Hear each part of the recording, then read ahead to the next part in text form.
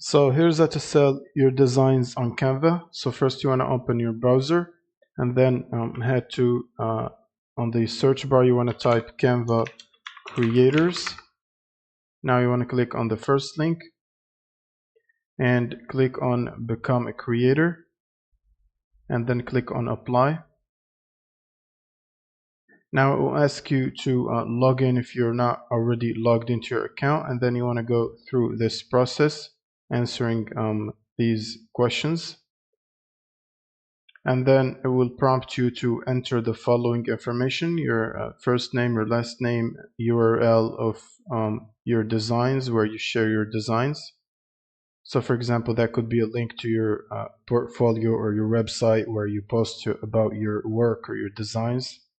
And then when you fill up all of these informations, you want to also describe if you have anything else to tell them about your design experience. Otherwise, you can press submit.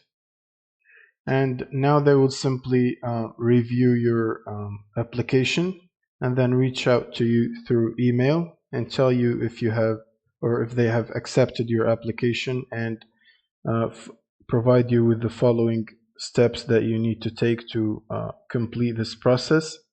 That's pretty much it. Thank you guys for watching and subscribe.